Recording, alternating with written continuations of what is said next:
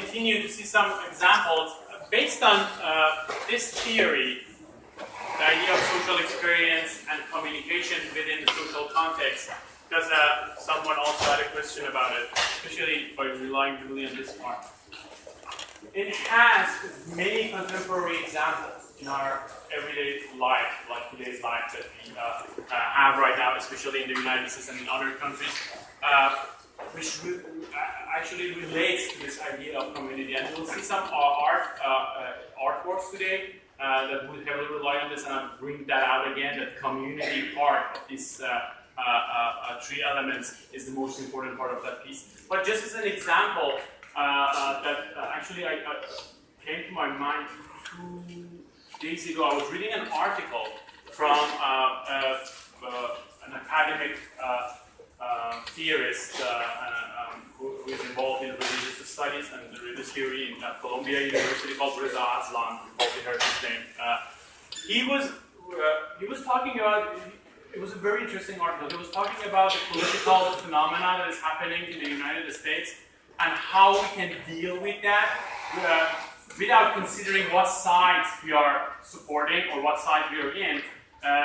If we accept that the main question is that how we can deal with this division that happened in the society, he proposed a very interesting answer or very interesting solution for this, which was heavily relied on this discussion that we are having today, the discussion of relational aesthetic and by relying on the community and the influence of the community. He said that all of these phobias that we have in the society that cause this division, Islamophobia, issue with race, issue with sex and gender, all of these issues that we have in society could be resolved easily based on some sociological theory, the theories that they use in anthropology and sociology, which we relied on the same fact. They call it communication theory, but within that context, in social science context, which says that if we could provoke people to just communicate with each other, especially communicate with that part that caused the phobia for the rest of the society, then all of these issues will be resolved by themselves. There is no need for political movement or protest or banning one side or excluding one side because of this situation that we have. It just needs communication and interaction. So he referred to some polls that was saying that those neighborhoods in different states, especially the red states, those neighborhoods that had a higher rate of immigrants in them, which means that you would be in contact with more neighbors from different nations, from different race, and also from different genders.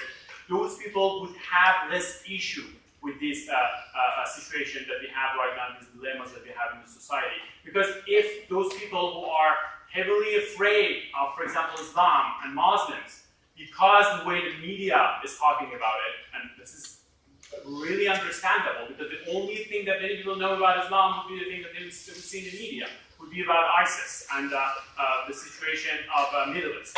But if you have a connection with a Muslim friend, with a Muslim neighbor, then you would realize that that threat that media is creating for you is just a hoax. It's just a threat that is true, actually, but in a specific context, not in the United States or in your home or in your house or in your city. So the importance of context becomes important here, and you realize that importance by just interacting with people, trying to find those people who would raise these issues in the mind of the society. Try to find Muslim people and talk to them about their daily life. Try to find gay people and talk to them about their experience. Try to find, for example, people of color and talk to them about their experience in the society. And that would resolve many of these issues that we have. These works that we are seeing today, and also the idea of relational aesthetic, is directly coming from that social theory that Reza Aslan was suggesting. This work made by Carsten Holler, I think he's either Norwegian or Danish, but most of his works are being developed in Sweden and also in the United States recently, including this one. It's called Revolving Hotel Room, and he actually proposed this piece in 2008. as you can see here, from October 25 through January 6 of 2008, guests could reserve an overnight stay in Guggenheim Museum as a hotel. So each night, just one guest. So they were selling tickets. Each night, there could be only one person that could stay in the museum alone for themselves. So without any interruption, without the presence of anyone, they could just go through the galleries and all of these spaces in the Guggenheim Museum, see the works and get close to the works. The alarms were disarmed, and they could just stay in the museum. Of course, they had to sign a contract and stuff. If something happened to the works caused by them, they had to actually pay for it and all of those regulations. But that was the main idea. This is one of the participants who had been able to get the ticket, which is actually, he's a famous journalist, I forgot his name, but they allowed him to document his experience inside the Guggenheim Museum. That's the only documentation of this piece.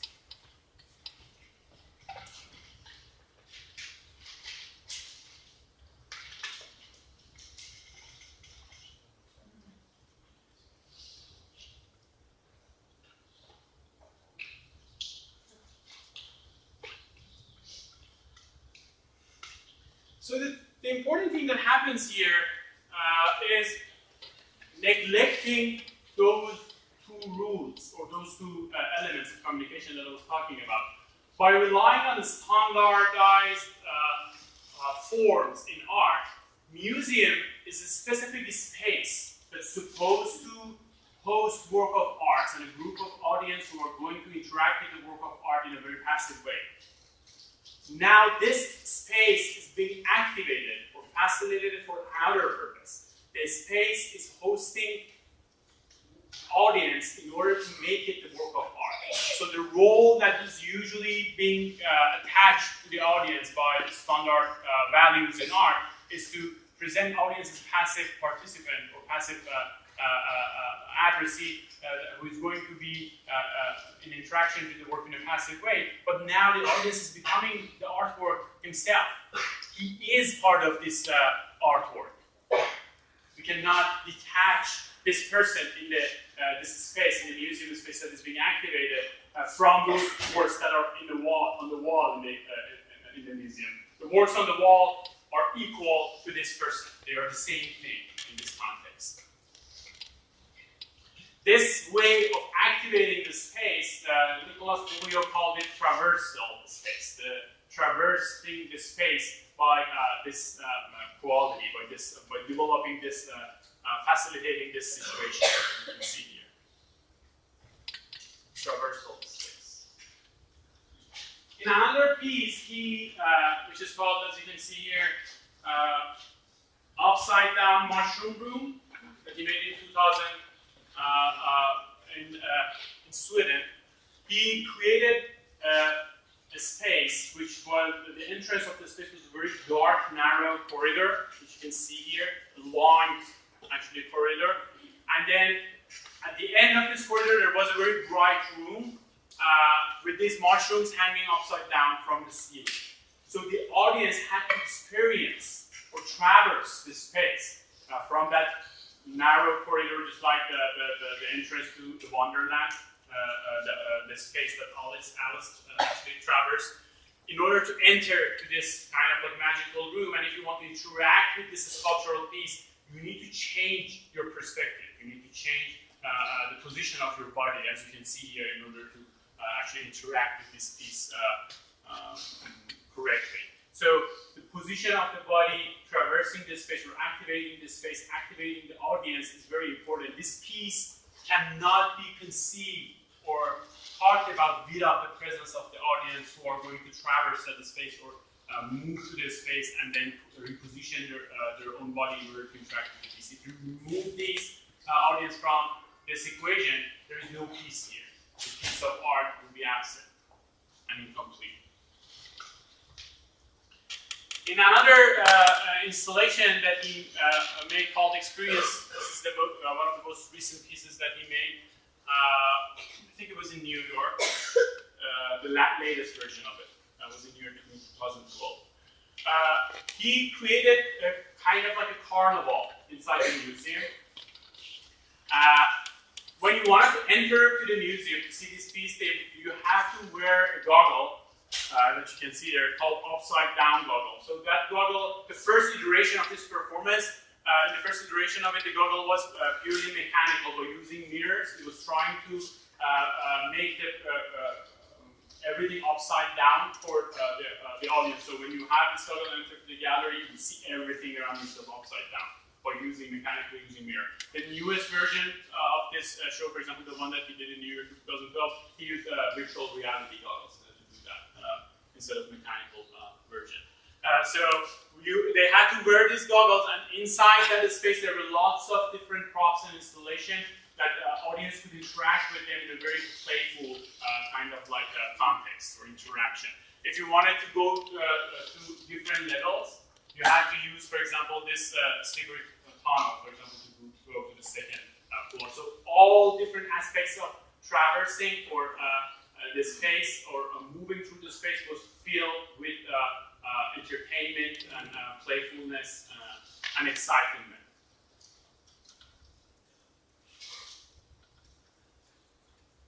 So how could you conceive this piece or understand this piece without the presence of the audience? Of course, it is impossible. The Washington Post wrote an article about this piece and talking about the experience of the audience who, in this exhibition. Most often they mention two important things: excitement and anxiety in this exhibition. So in that sense, you could say that that's the main subject matter of this work. I mean, he made a work about anxiety and excitement and exploration by activating the space and by relying on the role of the audience instead of creating a huge painting that would talk about excitement, like for example Rothko squares. He actually developed this space which referred to the same quality and the same concept. The other artist, which is one of my favorite artists of Nicolas Folio, and he talked about this artist a lot in his book, is Erwin Worm, the Austrian sculptor and performance artist. This piece is called 1 Minute Sculpture, which is actually sets of instructions, like Yoko Ono's cards, instruction cards that you saw. A set of instruction that is being installed in the gallery. Each instruction has some objects close to it. So you place some objects close to that instruction. Audience needs to interact with those objects by following that instruction. And stay in that interaction or position for 1 minute in order to make their body and those objects that are in interaction or communication with each other as a living sculpture. That's why we call it 1 minute sculpture. So this is an ephemeral sculpture that exists only for 1 minute, and it becomes produced or created via the interaction of the audience with the object. So again, the audience is the artwork here in this piece. For example, this one says the instruction says that hold the markers with your foot, with one of your feet actually, and think of running the card for 1 minute. Or this one was hold these objects with all the holes in your face.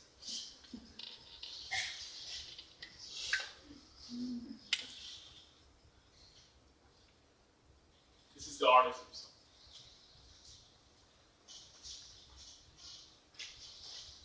Or this one was wear these chairs. There were sets of chairs, and audience supposed to wear. They're supposed to wear them.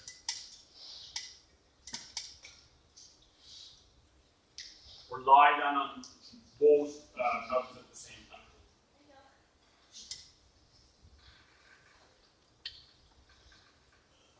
So the interesting thing about this form of activation and the relationship between audience and material, which creates the work of art, is the ephemerality of it and diversity of the work. So each individual interaction would generate a new sculpture, a new form of art.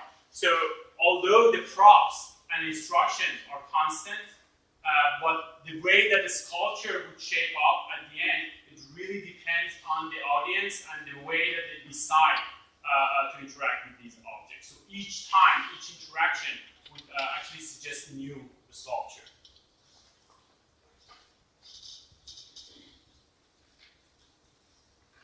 Harold Fletcher is another famous contemporary artist, Oregonian artist who actually used to teach at Portland State, New York, Portland State University, and he was the founder of social practice program in the United States, which for the first time happened in Portland State University. He created this piece called The Sound We Make Together. He invited by diverse works, which is the famous art space in Houston, in order to create a performance piece. He was a very famous artist, and then they invited him operating the space in order to create a kind of like a social practice performance. But he did a very weird thing, which actually they didn't like it a lot, but because they made a contract and they gave him all of the resources to do that and freedom. What he did, he referred to local communities in that neighborhood, the neighborhood surrounding the space, and invited community groups, different community groups, like for example, the Baptist poor group that was a community there.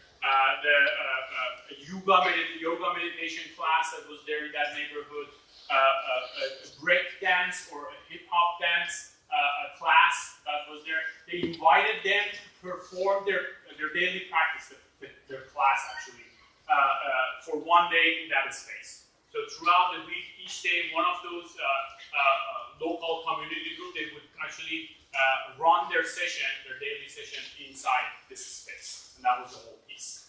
It's a very low quality documentation.